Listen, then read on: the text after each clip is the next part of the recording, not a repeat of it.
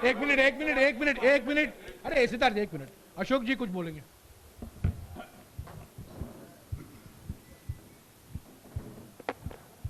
राहुल जी ने जो कहा उसका आप समझ रहे हैं कि देश में क्या हालात हैं। किसी ने हमने कल्पना नहीं की थी कि कभी ये वक्त भी आएगा जब डेमोक्रेसी समाप्त होते हुए देखना पड़ेगा लोगों को। जिस रूप में धज्जियां उड़ रही है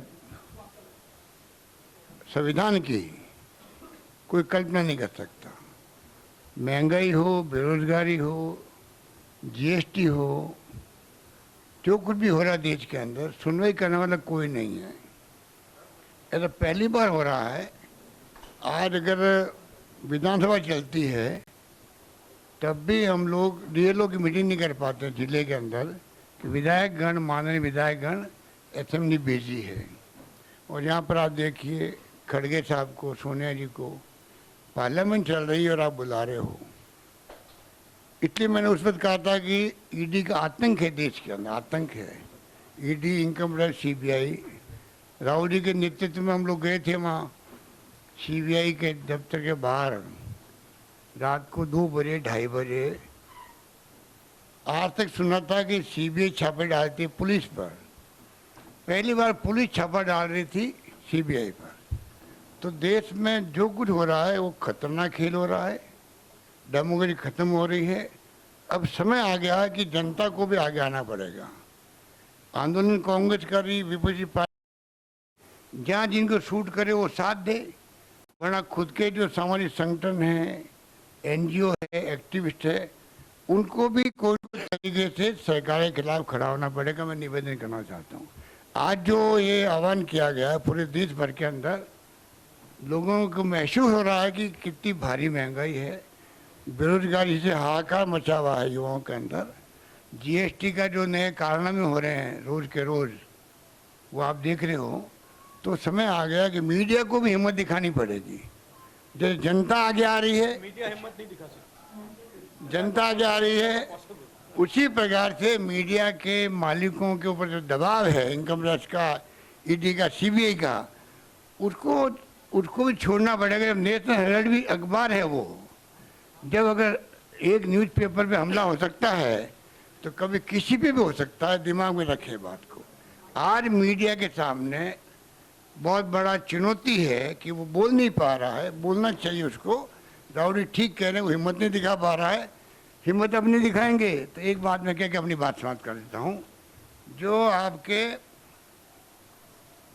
बातें कहने की मेरे पास बहुत सारी, पर राहुल जी आज बैठे हैं तो मैं खाली एक बात आपको कह के अपनी बात समाप्त करना चाहता हूँ। जो मार्टिन लिनोमन ने कहा था, जब जर्मनी में हिटलर की तानाशाही हुई थी और विपक्षी बुद्धिजीवी, सामाजिक कार्यकर्ता, पत्रकार, अल्पसंख्यक को निशाने पर लेने लगे, वहाँ की जनता चुप रही, सोचती रही राजनीतिक लड़ाई है। 45 में जब जर्मनी हिटलर की तानाशाही चलने के कारण पूरा बर्बाद हो गया जर्मनी, वहाँ के लोगों को बहुत पछताना पड़ा। अगर समय रहते हुए लोकतंत्र के लिए आवाज़ उठाई जाती तो शायद देश बर्बाद नहीं होता। बाकी तो आगे बातें कहने को बहुत सारी है, उन्होंने बहुत सारी बातें कही है। कहने का मतलब आज अगर चुप रहेंगे तो हमें इतिहास माफ़ नहीं करेगा। ये मैं कहना चाहता हूँ, निवेदन करना चाहता हूँ। एक बात कह के मैं फिर बात खत्म करता हूँ।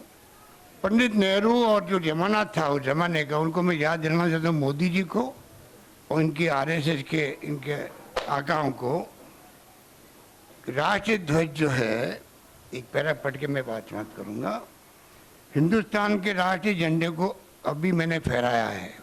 पंडित नेहरू कह रहे हैं अभी मैंने फहराया है 29 के अंदर, मतलब पहली बार मैंने फहराया था। इस झंडे का क्या मतलब है? ये हिंदुस्तान की आज़ादी के प्रतीकों में से एक है। ये हिंदुस्तान की एकता का प्रतीक है। लेकिन याद रखिए, जब किसी मुल्क का झंडा फहराया जाता है तो वह फिर तब तक नहीं झुकने दिया जाता है जब तक कि मुल्क के अंदर एक भी आदमी जिंदा रहता है, एक भी आदमी जिंदा रहता है। आज आप लोग इस मौके पर इकट्ठे हुए हैं जबकि राष्ट्रीय कांग्रेस अपना सबसे ज़्यादा महत्वपूर्ण अधिवेशन कर रही है और मुल्क की आज़ादी के लिए लड़ी जाने वाली लड़ाई में एक बड़ा कदम आगे बढ़ाने जा रही है। पंडित नेहरू कह रहे हैं आज जबकि आपने एक झंडा फहराया है कि आपके अंदर इस संकल्प की आग नहीं झलक रही है कि इसे झुकने नहीं दिया जाएगा। मैं चाहता हूं कि आप ये प्रण करें, इस झंडे की हिफाजत करने की पूरी ताकत आप में रहेगी और यह कि आज़ादी की खातिर आप अपनी जान को कुर्बान करने देने के लिए तैयार रहेंगे। जिस झंडे के नीचे आज हम खड़े हैं, जिसको आपने अभी सलामी दी है, वह किसी एक जमात का नहीं है, ये किसी देश का झंडा है। अब तक अगर आपने किसी खास जमात के लिए मुल्क को नुकसान पहुंचाते हुए काम किया है तो आप गलती पर थे। वे सभी लोग जो आज इस झंडे के नीचे खड़े हैं हिंदुस्तानी है, ना हिंदू है ना मुसलमान है, बल्कि हिंदुस्तानी है। जिन स्वयंसेवकों ने आज इस झंडे को सलामी दी है उन्हें इसकी इज्जत रखने के लिए अपनी जान तक देने के लिए तैयार रहना होगा। एक बार फिर याद रखिए कि जबकि ये झंडा फहराया जा चुका है, ये तब तक नहीं झुकने पाए जब तक कि एक भी हिंदुस्तानी मर्द, औरत या बच्चा हिंदुस्तान में रहता है। आप बताइए 29 के अंदर पंडित नेहरू ने पहली बार झंडा फहराया था। अमृत महोत्सव मना रहे हैं, 75 साल में कभी झंडे की बात की इन लोगों ने? उपलब्धि 75 साल में किसकी कोई बात हो रही है उसकी?